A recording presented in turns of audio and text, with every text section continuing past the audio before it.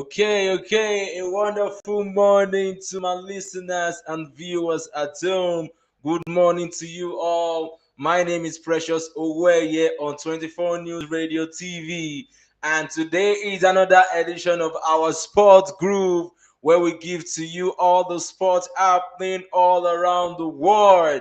And here with me, I have five bone of contention to talk about on today's Sports Groove. Moving straight to Manchester United, to Liverpool, to Crystal Palace, to Al Nassr in Saudi Arabia, and also to Inter Miami. Okay, that's what we're going to be doing today. Stay tuned. We'll be back after the short break. Hey, listen, man. Hey, it's mad out here, people. It's mad out here, bro. Y'all second boost. Not Everywhere they go.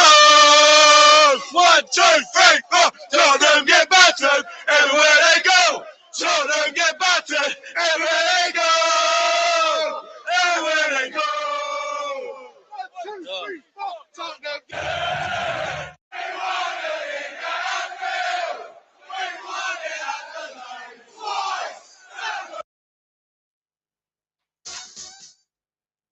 Okay, going straight to Manchester United. It's our fourth goal scorer, Diego Dallo. Reviews what went wrong for Manchester United in disappointing West Ham draw.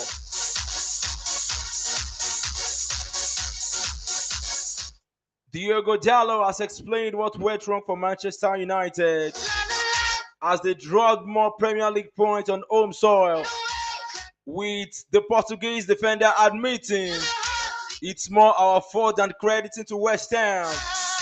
The Red Devils' fault than credit to West Ham.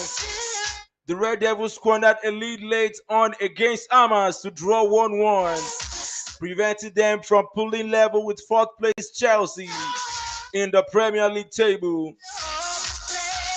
Terry Stones boos from the crowd after West Ham stalemate. Ruben Amorim's side have suffered just one defeat through their last 8 games, but have only emerged victorious in only 1 of 5, with 3 statements being played out different that run. The latest of those saw visitors from East London leave Old Trafford with a share of the points. Dallo had fired United in front against West Ham as he produced a composed finish just before the hour mark. But Songotel's Magasa restored parity 7 minutes from end as the Red Devils stumbled their way over the line and were subjected to boos when the final whistle blew. What went wrong for Manchester United explains. Dallo told Sky Sports afterward. Disappointing at 1-0. Up with 30 minutes to go. I think we have to control the game much more, especially at Old Trafford. We cannot get as anxious as we go after the goal. We were maybe a little bit more sloppy with the ball possession. Obviously disappointed with the draw. We had the game there. He added on United's lack of control, which is considered to be the main reason why they allowed 2 precious points to slip through their net. Is the solution that we need to find. It can be various things. It shouldn't be like this because you are fighting 60 minutes to score a goal. And then when it happens, we should keep doing the same thing. Even more controlling, longer possession. We can't be dominant. Especially the play that goes to the corner that we conceded. That's the kind of play that we need to avoid. Especially against teams that are good on the counter. And we knew today that they were going to be looking for counter-attacks and set plays. And unfortunately, we couldn't hold the result. But in the end, we have to look for ourselves. I think it's more of our fault than credit to West Ham. Memorable moment, first home Premier League goal for Diego Dallo since has been at Manchester United. While Diego Dallo was left frustrated against West Ham, he did register his first Premier League goal for Manchester United at Old Trafford, and just his fourth in the English top flight through 151 appearances. He said of that achievement, it's a great feeling Anytime you have the opportunity to score for a club like this, it's amazing, especially at the Streetford end. But in the end, the taste is not the same. I would change that for the 3 points without thinking. But I am happy to help the team in any way, whether that's with a goal or whatever. But this type of result, it just gives you something to look at. We cannot be winning at home with 30 minutes to go and not controlling the game. And that's all we have on Manchester United and Diego Diallo. The match ended in a draw between Manchester United and West Ham United. Manchester United won, West Ham won.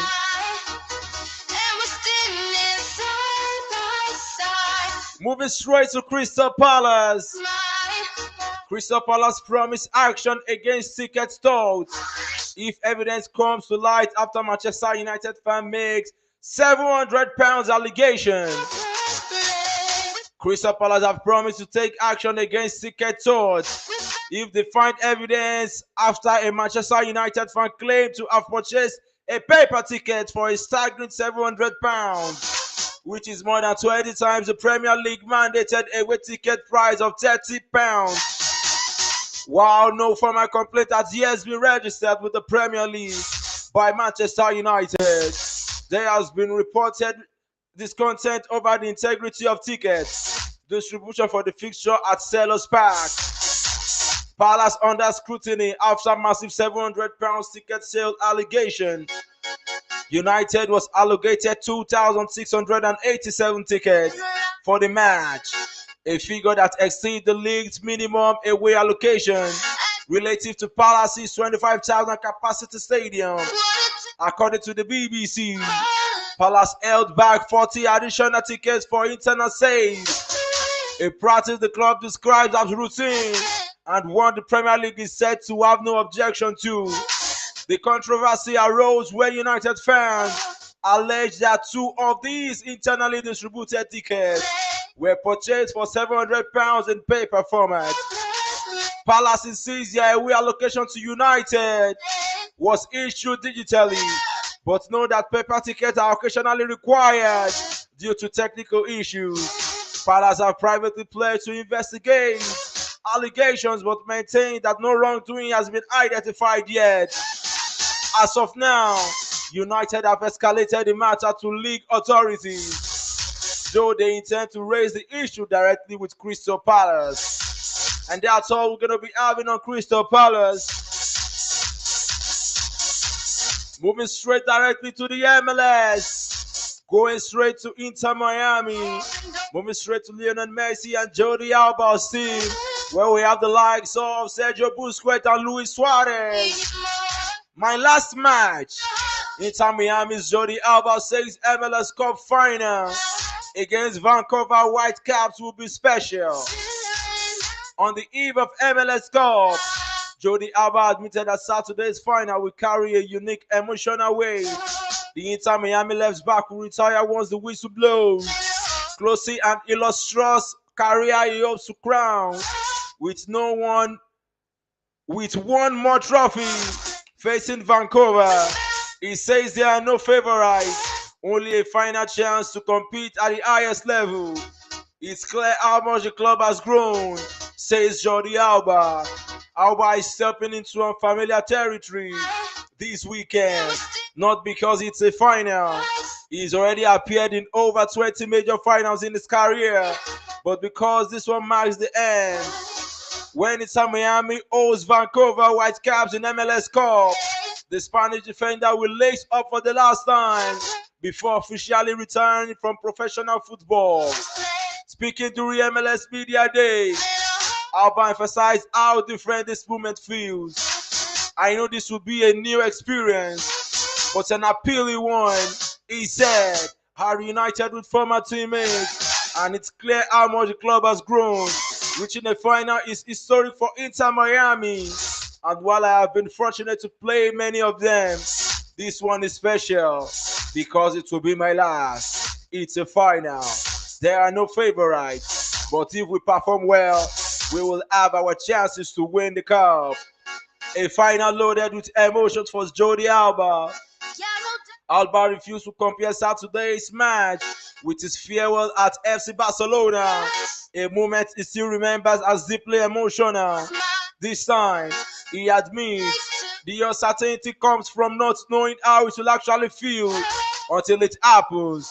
It's different because I know it's my last game, he explained.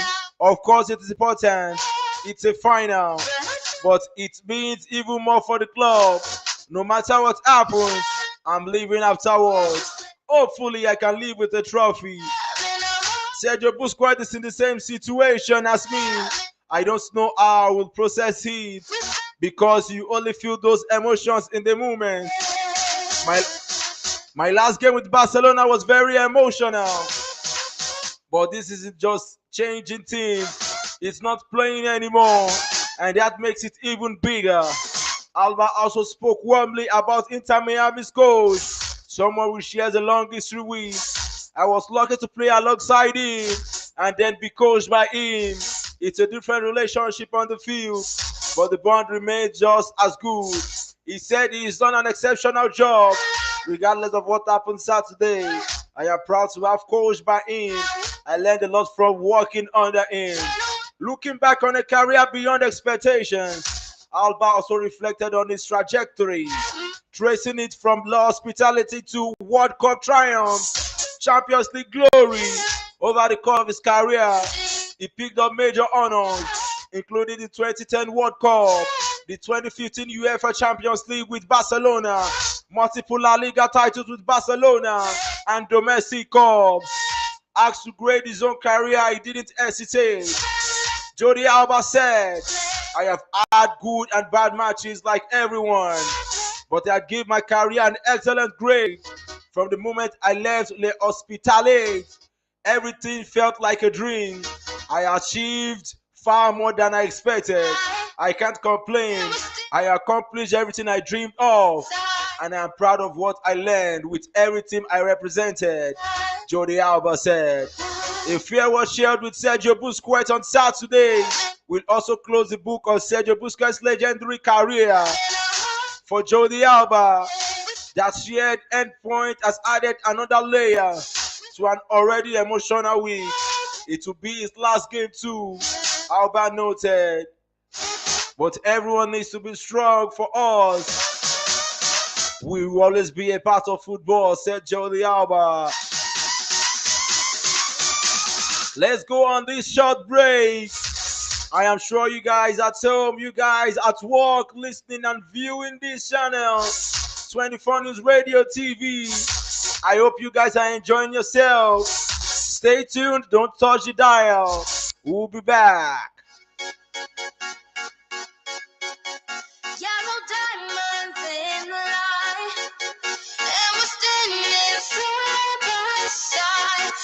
Shadow crosses mine. What it takes to come alive.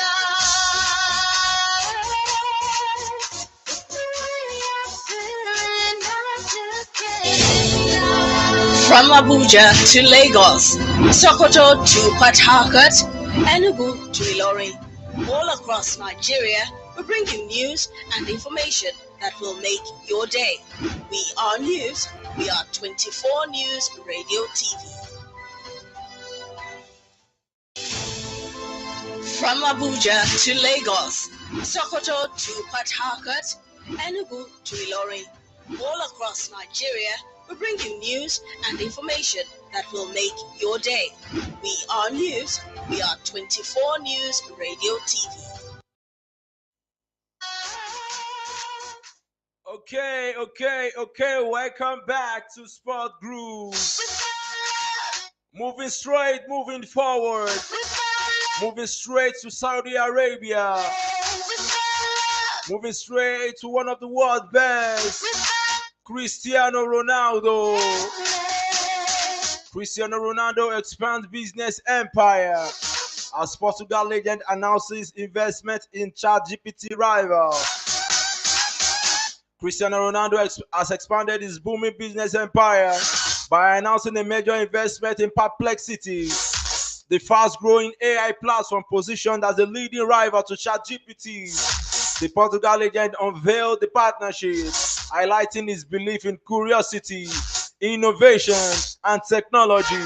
His move marks another high-profile step into the tech sector as he strengthens his portfolio off the pitch. Ronaldo invests in AI engine Perplexity.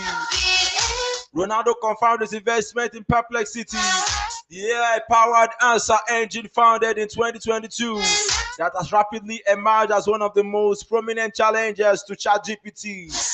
The announcement was made through a promotional video release on his social media channels, where he detailed his new involvement with the company and introduced as a dedicated Perplexity stroke CR7 experience. The partnership positions Ronaldo not just as a brand ambassador, but as an investor supporting the company's long-term vision and growing global influence. The decision adds another layer of Cristiano Ronaldo's increasingly diverse business strategy, which already spans wellness, hospitality, and technology. His move into AI aligns with the broad tenet of elite athletes investing in high-growth tech as they transition into broader entrepreneurial roles. Perplexity, recently valued at around 20 billion thousand. Sorry, I'm gonna take that again. Perplexity, recently valued at around $20 billion, joins the list of companies backed by the Portuguese star as it looks to expand its portfolio into transformative digital industries. The collaboration also billed as an earlier, lesser known moment in which Ronaldo personally used Perplexity to prepare for a speech at the Portugal Football Globes in October. During the event, he openly referenced the platform, explaining that they relied on it when he became nervous about the meaning behind the award he was receiving.